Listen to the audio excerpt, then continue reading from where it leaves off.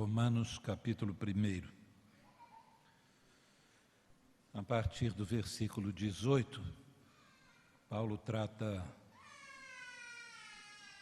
da injustiça dos homens, da impiedade dos homens, do fato de que os homens têm se afastado de Deus. Mas no versículo 17, o que antecede essa descrição sombria, Paulo escreve o seguinte: porque no Evangelho é revelada a justiça de Deus.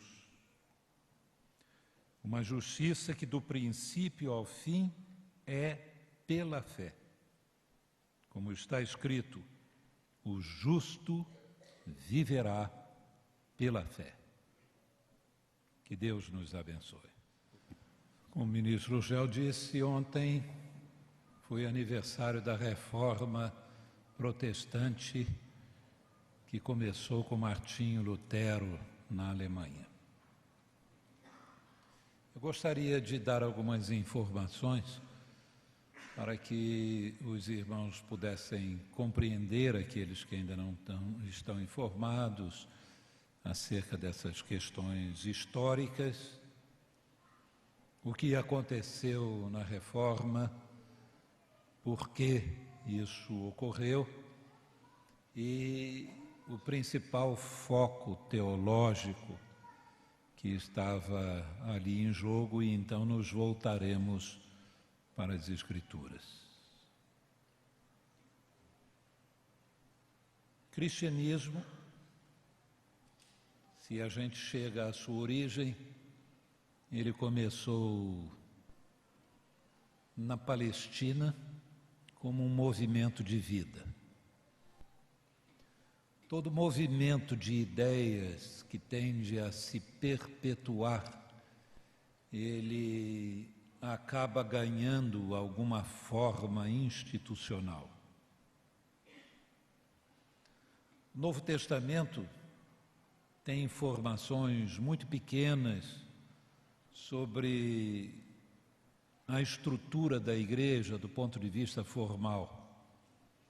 Tem informações muito abundantes acerca de como a igreja deve atuar, que é debaixo da direção do Espírito de Deus, pautada pelo testemunho apostólico, os escritos apostólicos, e ela deve se mover em meio a relacionamentos em que os crentes, os cristãos, devem desenvolver aquilo que inicialmente foi implantado neles, que é a nova vida em Cristo, no objetivo de se tornarem cada vez mais semelhantes a Jesus Cristo. Isto significa desenvolver um determinado tipo de caráter, em que as pessoas aprendem a amar, a perdoar, a conviver com as diferenças e a ser tolerante naquilo que é periférico e a ser intransigente naquilo que é essencial, mantendo a unidade do corpo de Cristo. Essas coisas todas estão ali presentes. Uma das coisas interessantes que a gente observa de diferença entre pecados no Velho Testamento e no Novo é que no Velho Testamento o pecado mais denunciado é a idolatria e no Novo é a quebra da unidade da igreja. As facções, as contendas na igreja. No Velho Testamento é a questão da idolatria, porque Deus está transmitindo uma revelação de si mesmo e faz questão de salvaguardar esta revelação. Esta revelação se cristaliza na pessoa de Jesus. Olhando para Jesus, a gente sabe como é Deus. Já no Novo Testamento, a preocupação é com a transmissão da pessoa de Jesus Cristo, do Evangelho de Jesus, ao mundo. E para essa transmissão, a igreja tem que reproduzir a pessoa de Jesus. E não há nada que prejudique mais isso do que exatamente esses desvios da igreja, as facções, seja o desvio moral, através do escândalo, seja o desvio doutrinário, o desvio da verdade, seja o desvio da própria autoridade, quando por questões pequenas se quebra a paz e a unidade da igreja. Esse é um ensino do Novo Testamento. O Novo Testamento, então, que começa com o movimento de Jesus, começa a se institucionalizar, a igreja começa a ganhar forma e chega a conquistar o Império Romano, mesmo sendo uma minoria, e os historiadores dizem que foi através de um sonho, alguns, outros dizem que foi uma visão que Constantino teve, de que debaixo do emblema cristão, da cruz, ele seria vencedor e se tornaria o novo César romano, o novo imperador de Roma. Eram 4 pretendentes e Constantino acabou alcançando o trono numa guerra contra um desses pretendentes ao trono romano. E aí, Constantino oficializou a igreja como a religião oficial do Império Romano. Eu quero dizer para vocês que aquela era uma época diferente da nossa. Uma época em que o pensamento individual, a escolha individual, tinha praticamente nenhum peso na construção da história. O que determinava o rumo da história eram as decisões dos reis. Lembram que era assim no Velho Testamento? Quando o rei era bom, temente a Deus, o povo se tornava temente a Deus. Quando o rei era idólatra, o rei de Israel, o povo se tornava idólatra. Então não havia muito espaço para o indivíduo. As pessoas tinham que acompanhar o dirigente da nação. E quando Constantino se tornou cristão, o que aconteceu? O Império Romano se cristianizou. Aqueles que eram pagãos, que adoravam diversos deuses, eles foram encobrindo a devoção a esses deuses na forma de outros cultos que foram surgindo na igreja. Assim como na Bahia o pessoal ia para as igrejas cristãs, os escravos, e adoravam Maria, mas na verdade estavam cultuando Iemanjá, e eles iam e prestavam culto a São Jorge, mas na verdade estavam prestando culto a Ogum. Durante o desenvolvimento da Idade Média, este culto pagão se voltou para o culto aos santos. E o paganismo continuou sobrevivendo dentro das fileiras e dos bancos das igrejas cristãs. Quando o cristianismo se tornou a religião oficial do Império Romano, ele naturalmente teve uma necessidade maior de se estruturar. E aí cedeu à primeira grande tentação, que foi uma espécie de modelo administrativo que entrou para a igreja e que foi herdado do Império Romano. Outros impérios tinham surgido na história, mas tinham durado muito pouco tempo, algumas dezenas de anos somente. O Império Romano estava sobrevivendo há séculos. E se atribuía a esta sobrevivência do Império Romano a sua estrutura administrativa. Como esse era o modelo de uma estrutura adequado, logo a igreja abraçou esse modelo. E o que ela fez? Ela se estruturou religiosamente na sua hierarquia, na sua administração, à semelhança do Império Romano. E aí surgiu a autoridade dos bispos, os arcebispos, os cardeais, e essas coisas que são absolutamente estranhas ao Novo Testamento, elas surgiram na igreja cristã como resultado dessa estruturação administrativa. Agora vamos olhar novamente para os bancos da igreja. A igreja, ela é formada de cristãos autênticos e de cristãos falsos. E tem agora uma estrutura de cargos, ou seja, uma estrutura de poder. Quem irá disputar esses espaços de poder? Os cristãos verdadeiros ou os cristãos falsos? Quem está atrás do poder?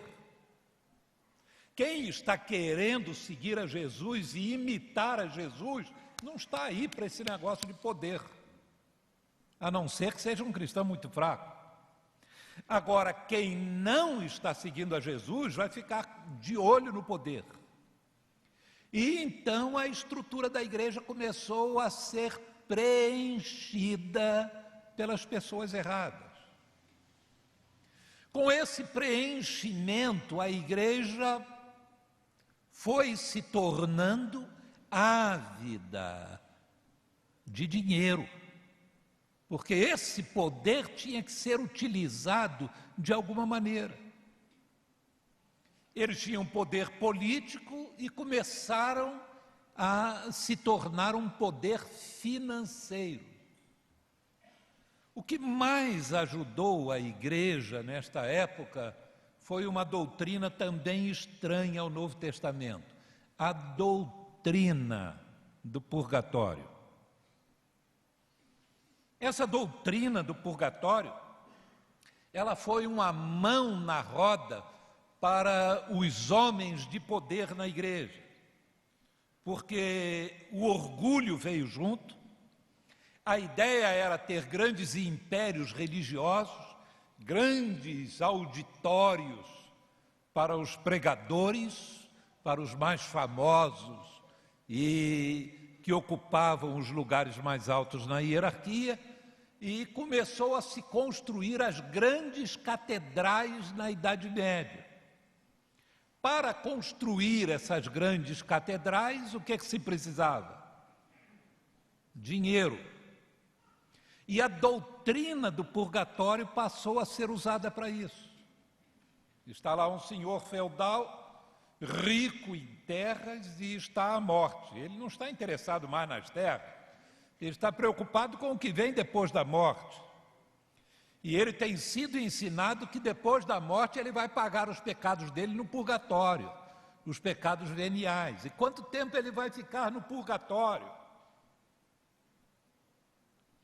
A doutrina do purgatório era uma doutrina que dizia que os méritos, o excesso de méritos de Jesus, de Maria e dos santos, isso havia se tornado um patrimônio de méritos que a igreja tinha acesso através de seus papas. Então o indivíduo aqui não tinha lá muitos méritos, mas o Papa podia pegar desses méritos sobressalentes de Jesus, de Maria e dos santos e transferir para esse indivíduo que não tinha muitos méritos. Resultado, o indivíduo com tantos méritos assim não ia ficar muito tempo no purgatório. E quando chegava perto de morrer, o que ele fazia? Está lá a pessoa para a extrema unção e está ali sozinha com ele, manda sair a família e diz para ele: se você der uma boa oferta para a construção da catedral da cidade, se você der uma boa oferta em terras. E eu tenho uma ordem papal para livrá-lo da maior parte do tempo que você vai ficar no purgatório. O que o indivíduo fazia? Doava. A igreja chegou a possuir 1/3 das terras da Europa, para vocês fazerem uma ideia. Mas esta doutrina e a construção dessas catedrais foi o início, na verdade, da reforma. Por quê? Porque o pensamento na Idade Média, o pensamento religioso, no que hoje se chama Europa, e naquela época não se falava em Europa, se falava em cristandade, aquela extensão de terra que professava a religião cristã. E a cristandade era um pensamento unificado, dirigido pelo papado, e ninguém poderia ter um pensamento divergente em determinadas coisas. A autoridade papal, que se estendia sobre tudo, até na área de ciência, vocês sabem disso. O Papa é que iria dizer em um concílio da igreja se a Terra girava em torno do Sol, se o Sol girava em torno da Terra. Se dizer isso era uma grande heresia ou se era um pecado que podia se passar a mão em cima da cabeça. E este pensamento monolítico da Igreja Católica começou a sofrer ameaças com a construção das grandes catedrais. Por quê? Porque na hora de construir as grandes catedrais, se juntavam ali no canteiro de obras a elite pensadora da época, os grandes artistas, os escultores, os pintores, os construtores, os arquitetos. E esse pessoal ali conversando, durante dezenas e dezenas de anos, aquilo foi fomentando o que veio a se chamar mais tarde de Renascimento, que foi um movimento para quebrar a autoridade monolítica da igreja que acabou se tornando a Igreja Católica, mas que antes era conhecida como a Igreja Cristã.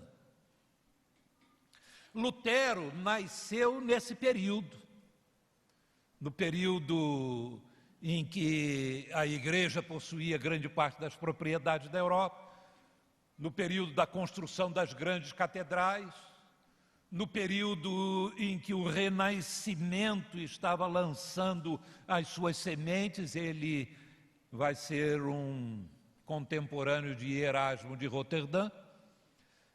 Lutero nasceu em 1483, na Alemanha, e era filho de um vendedor, um comerciante de cobre, um homem rico, que queria que Lutero se tornasse um advogado. Lutero tinha um problema muito sério, que era o problema de olhar para si mesmo e se ver como um grande pecador.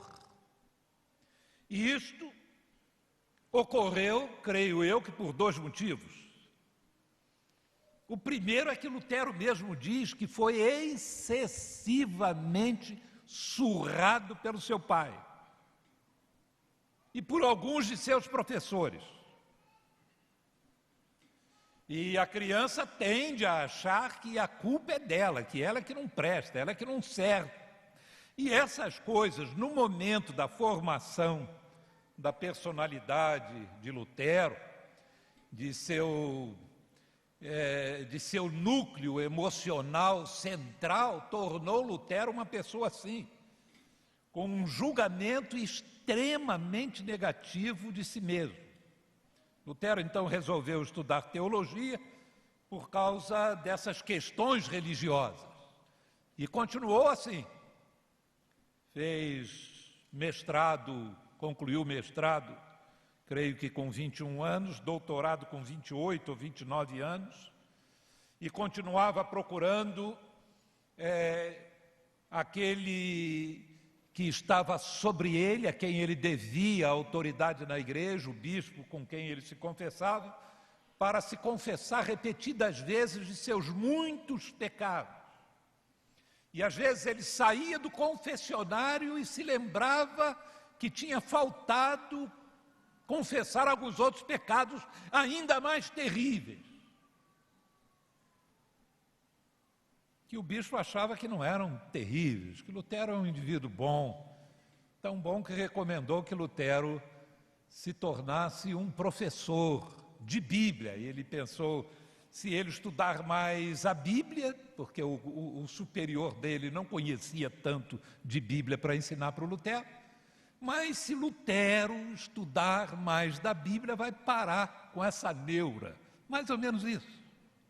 E Lutero vai ser um professor de Bíblia, começa sendo professor dos Salmos, e depois vai lecionar Romanos, Hebreus, Gálatas, Hebreus, e lá vai Lutero estudando o Saltério, e depois Romanos. Em Romanos, esse versículo que eu li, porque no Evangelho é revelada a justiça de Deus, era um versículo que incomodava tremendamente a Lutero.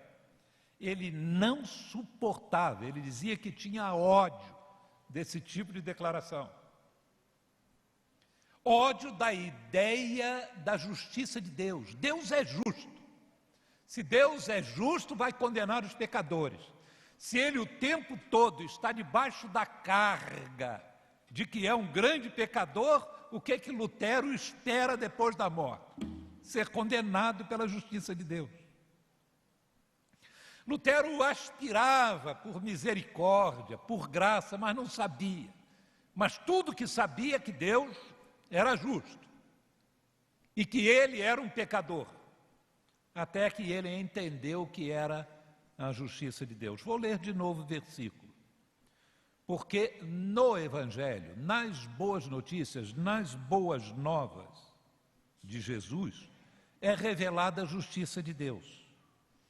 Uma justiça que do princípio ao fim é como? Pela fé. É pela fé. Lutero entendeu que a salvação era pela fé e pela fé somente, não era pela retidão pessoal. Era a salvação um resultado da justiça de Deus. Para vocês entenderem melhor isso, eu vou pedir que abram em Romanos capítulo 10.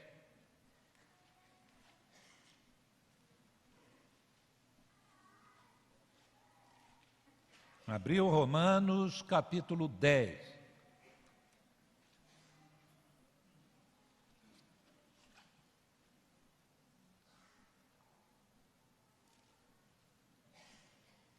Esse é um texto interessantíssimo, é um texto valiosíssimo para a evangelização pessoal. Paulo escreve o seguinte: irmãos, o desejo do meu coração e a minha oração a Deus pelos israelitas, pelo povo de Israel, é que eles sejam o quê? Salvos. Paulo sabia que o povo de Israel estava perdido, não estava salvo. Posso testemunhar que eles têm zelo por quem?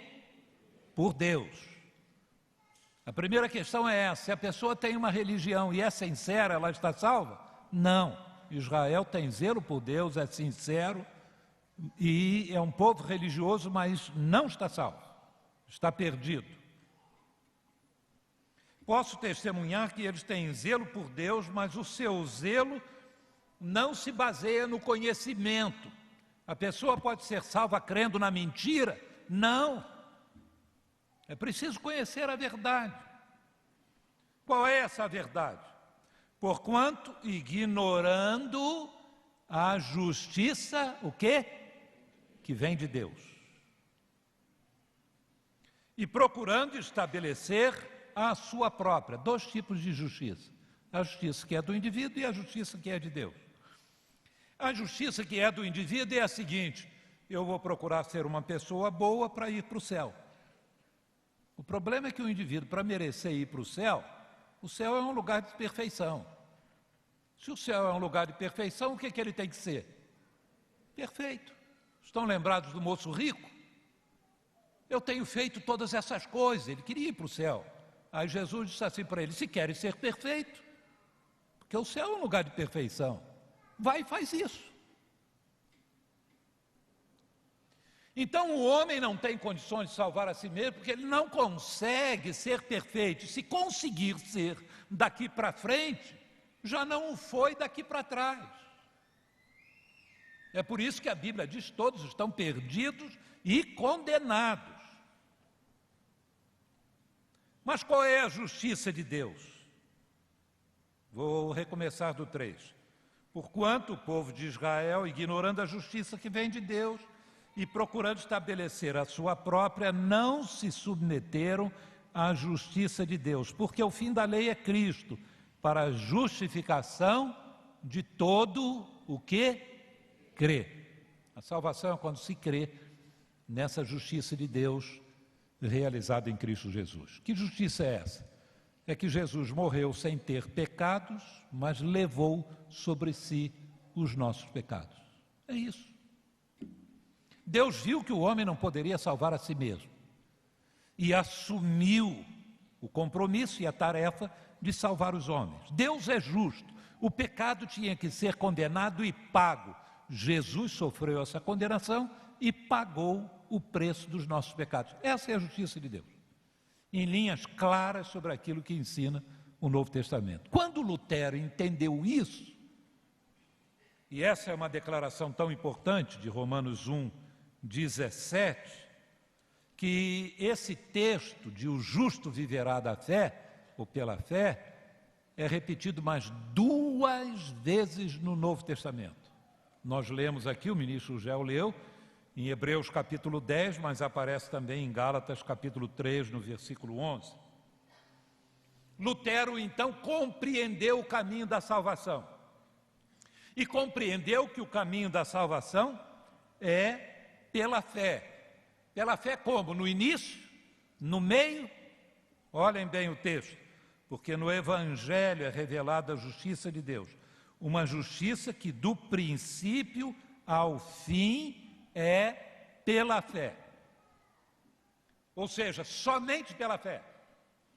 Não é, ele descobriu, por sacramentos, por se batizar, não é por fazer parte da igreja, não é pela confissão de pecados diante de uma outra pessoa, não é pelas boas obras.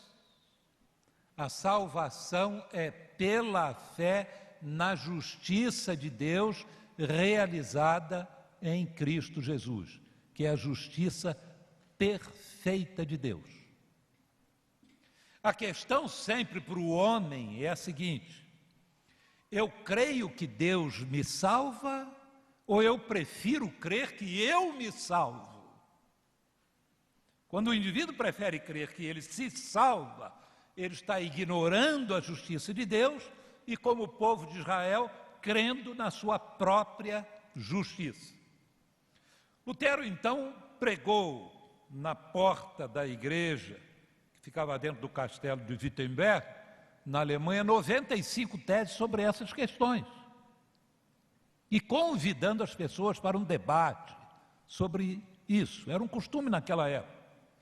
Os debates, eles eram promovidos através das teses que eram colocadas, e de preferência na porta das igrejas. Aí os teólogos, os pensadores vinham para discutir aquelas questões. Apareceram algumas poucas pessoas, o negócio não teve impacto nenhum, e alunos de Lutero e outros clérigos mais novos abraçaram as ideias de Lutero, mas isso não despertou nenhum interesse, por exemplo, no restante da igreja. Naquela época, estava sendo construída a Catedral de São Pedro, que está lá no Vaticano, que é um portento de obra de arquitetura. E faltava dinheiro. O Papa Leão X mandou que se vendessem indulgências. O que eram indulgências? Era tirar esses méritos excessivos, excedentes de Jesus, de Maria e dos santos, e transferir para quem ia para o purgatório. E um frade alemão chamado Johann Tetzel, ele se revelou um excelente vendedor de indulgências. Ele tinha uma moto mais ou menos assim. Em alemão também rima, mas para rimar em português era mais ou menos desse jeito. Enquanto a moedinha no fundo do baú cai, a alminha do purgatório sai. Era isso. Ele saía cantando isso pela Alemanha e o povo vinha comprar a indulgência. Lutero ficou indignado com isso. E afixou outras 95 teses sobre essa questão da justificação pela fé e sobre essa questão da venda de indulgências. Quando ele atacou a venda de indulgência, agora a igreja observou aquilo e disse: esse negócio tem que parar. E foram essas segundas 95 teses, esse segundo grupo de 95 teses, que foi afixado no dia 31 de outubro. Numa dessas teses sobre a questão de venda de indulgências, Lutero declara o seguinte: o Santo Padre, pela mais santa clemência, misericórdia e amor, se tivesse esse poder de tirar almas do purgatório, era o que ele deveria fazer de graça, em vez de deixar esse pessoal sofrendo no purgatório. E isso era uma verdade incontestável. E Lutero, então, diz que estava errado esse negócio de vender essas indulgências para construir um templo para servir de sede para o papado. E foi isso que criou toda a celeuma que vai acabar redundando na divisão, a segunda divisão estrutural do cristianismo. A primeira ocorreu séculos antes, entre a Igreja Católica Ocidental e a Igreja Católica Oriental, chamada de Ortodoxa. Agora, meus irmãos, como é que Lutero conseguiu permanecer vivo? A Igreja Católica tinha o domínio sobre os impérios e sobre os exércitos, mas não conseguiu prender Lutero, queimá-lo numa fogueira, como tinha feito quase 100 anos antes com João Hus, um reformador holandês. Não conseguiu isso por uma razão: por causa da doutrina do purgatório, das indulgências, desse comércio com as almas, a igreja se tornou muito rica. Como eu disse, quase 1/3 das propriedades na Europa. Uma grande parte dessas propriedades estava na Alemanha, e os príncipes alemães estavam de olho nessas terras. Não estavam assim solidários com Lutero. Muitos entenderam o que Lutero tinha escrito e concordavam com ele, mas a maioria estava de olho no seguinte: vai aí, a gente racha esse negócio e essas terras são nossas. Porque se o Império Alemão se volta contra a igreja não tinha condições de atingir Lutero, mesmo com o restante da Europa. E foi isso que aconteceu. A partir daquele momento, a igreja se dividiu. Hoje, se sabe melhor quem foi Lutero. Historiadores católicos dizem que Lutero estava certo nas grandes questões das suas teses, mas mostram uma série de defeitos de Lutero. Hoje, as igrejas chamadas reformadas, que vêm da reforma, históricas, consideram Lutero agora com olhos mais críticos. Lutero, por exemplo, nas suas doutrinas, ele cria na palavra de Deus, mas a palavra de Deus não era a Bíblia. A palavra de Deus para Lutero era mais do que a Bíblia, era o próprio Deus. Quando Deus fala, alguma coisa acontece. Porque junto com a palavra não apenas está Deus, mas é Deus. Ele se baseava em João, capítulo 1. No princípio era o verbo, a palavra estava com Deus, e a palavra era Deus, e a palavra se fez carne. Ele dizia: a palavra de Deus é a segunda pessoa da Trindade, é a palavra que se encarna e se torna Jesus. Então a Bíblia para Lutero, ainda que fosse normativa e tivesse força acima das tradições religiosas, porque a tese da Igreja Católica é a seguinte: quem é que disse o que é inspirado e o que não é inspirado na Bíblia? Ah, foi a Igreja. Então a Igreja tem autoridade sobre a Bíblia. Quem eram as pessoas que escreveram a Bíblia? Eram pessoas da Igreja. Então a Igreja tem autoridade sobre a Bíblia.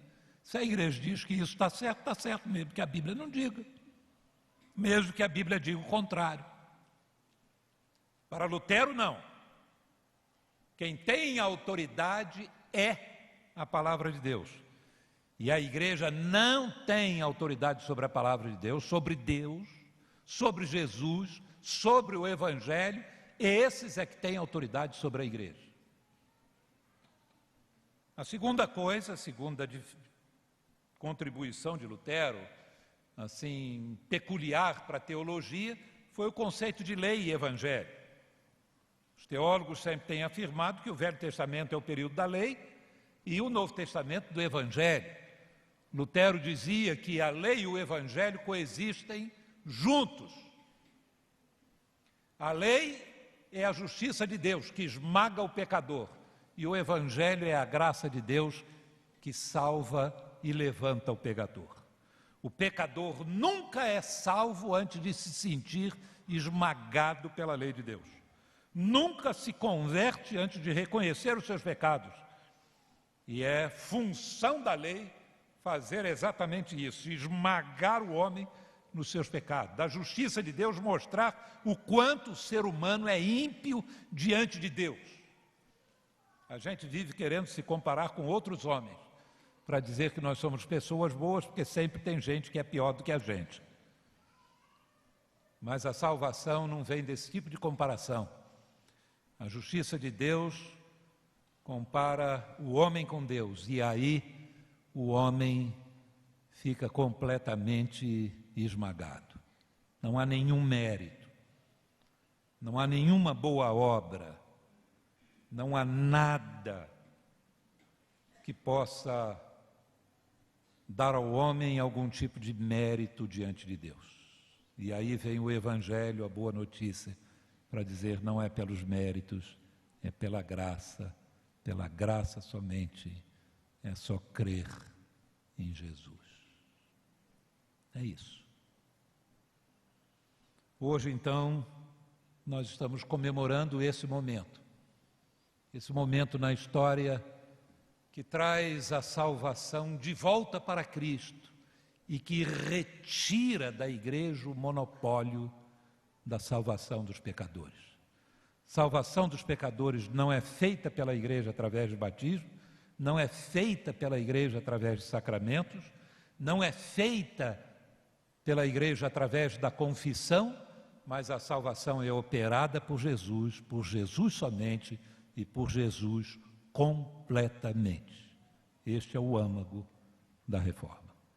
Que Deus abençoe os irmãos, e esse é o patrimônio que nós recebemos, um patrimônio que não vem apenas da história, mas vem do ensino das Escrituras. Vamos orar?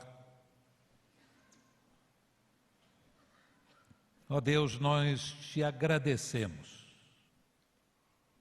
Pessoas que através da história da Igreja cristã têm procurado ser fiéis ao ensino de Jesus. Muitos foram queimados, muitos foram silenciados, presos,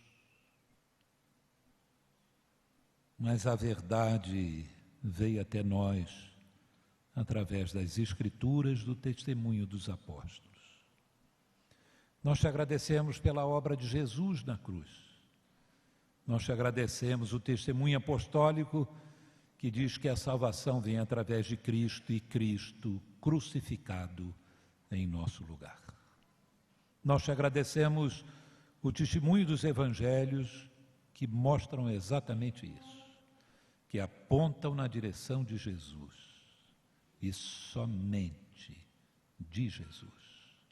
É em nome dele que agradecemos as bênçãos da salvação e as bênçãos do privilégio de proclamar isso a todas as pessoas.